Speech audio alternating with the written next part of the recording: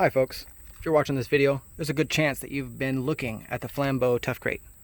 I want to go over a few modifications I've made to this product to improve my user experience.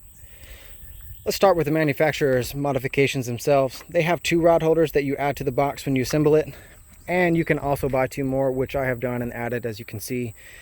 Happy I did that. But that's a manufacturer's option. Let's talk about things you can do yourself. Probably the number one suggestion I would have for you is to use shelf liner. Cut it to the shape of this so that it sits nicely in the tray. Put drops of super glue all over the place here and use a very cheap paintbrush, because you're never going to use it again, and just spread that all out so it's nice and even, and then lay your shelf liner in there. You'll have a few seconds to move it about before it locks in place, but then it's there. And you're going to be glad it's there because it makes things more grippy, harder to move about, and when you set things down, it's much quieter than when you're setting it straight onto plastic, which is what was originally right here. So this is a nice workspace, so if anything slides, it's going to get caught on that lip, but the likelihood of it sliding is much less with that shelf liner. Now, I didn't just add that to the lid. It's all throughout this crate, because I want to be as quiet as possible. When I set my tackle box into my crate, I don't want it to make a humongous clang on the bottom. I want it to be muffled. So I've got that shelf liner all the way across the bottom, so that everything that I ever set into this crate is more muffled than it would have been without it. Also, I added it to the lip of this crate so that whenever I'm closing it, I can be quieter. It does not guarantee stealth. If you're an idiot, it is not idiot proof. However, if you are trying to be quiet, it's going to help make that easier for you. Now, these latches right here are probably my only complaint about this crate. They are not secure. You are going to want to make sure that they are secure. So put a zip tie through here, put that on there, and then right here, add some fishing line. I used a needle to thread it through multiple times, and I tied a simple uni knot just to hold it in place. And so whenever I'm opening this lid, and if it happens to come off, it's not going anywhere. I can just reattach it and keep on using it without having to get in the water and chase my latch down, which is what I had to do when my line right here broke. So here's another tip for you. When you tie this line around, make sure that it's loose enough that you have movement so that it doesn't break on you. I should probably have used mono instead of fluoro, but that's beside the point. Here's another addition I made. This bungee cord is a 1/4 inch thick. It's thicker than most of the bungee cord I've seen used in crates, but it's going to hold things very well. And I've threaded that through the bottom so that it's equally functional in here too. And I secured that all together with a ridiculously ugly zip tie system. I probably could have done that better, but I am ignorant. So that's what I could do. Also, paracord. To keep this lid from opening all the way, you can simply run paracord through the holes that are already in this crate, tie it off, burn that in so that it doesn't fray, and you've got a stopper system to keep your lid from flying over and clanging on the backside of your crate. And just so you don't have to use your imagination, there as well. And on the bottom tray, same way.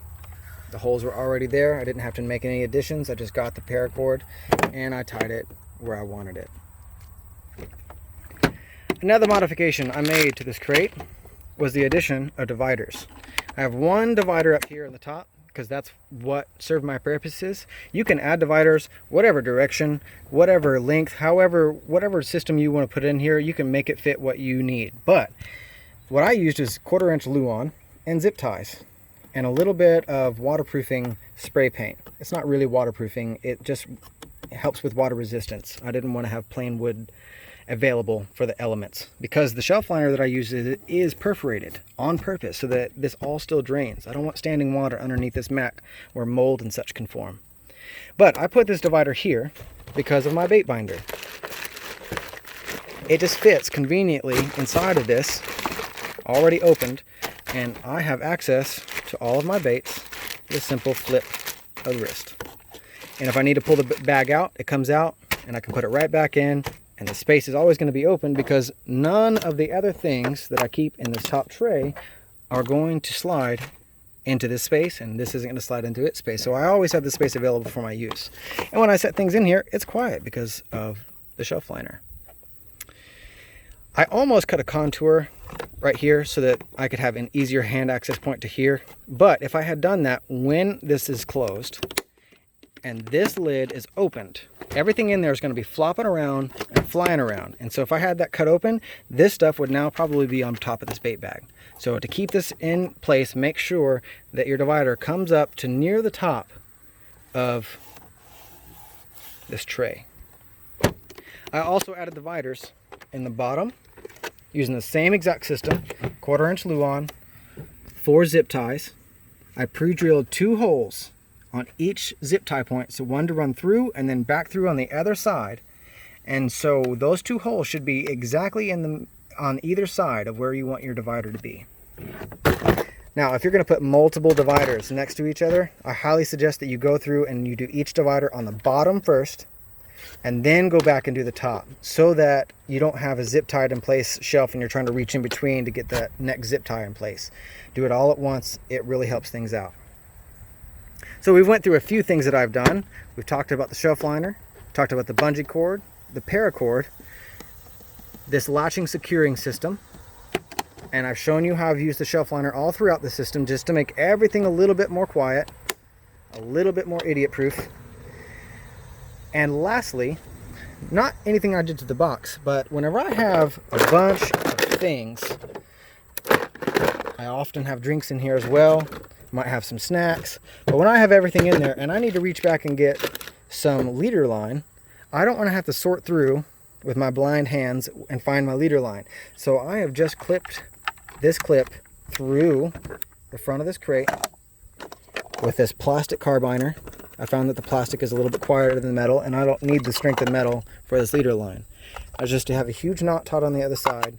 I can pull this out, use it, it's not going anywhere, and then whenever I'm done with it, I just put it right back through these holes, latch it down, and if I want, pull it tight so that it's flat against the side of that, out of the way, easily accessible, and there's nothing going to grab this line and drag it around and make a spool and nest of line inside of my crate.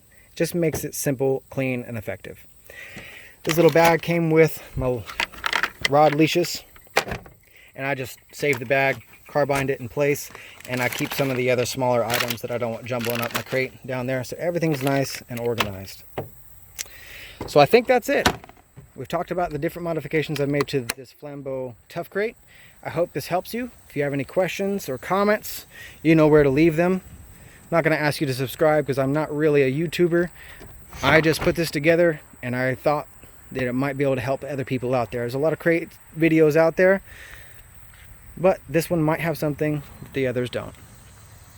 One last thing. I'm not done modifying this crate. The last thing I want to do is I'm going to add neodymium magnets into each one of these hexagons here. I'm going to epoxy them in place, and then I think I'm going to have to put another piece of Luan or something across the top of here to hold those magnets inside of their epoxy, so that this workspace tray is magnetic. So the hooks, whatever it is, whatever metal I put up here, will, perhaps my pliers, those just stay right there as I'm moving around. Just a little bit of extra security. Anyhow, I hope you enjoyed. Bye.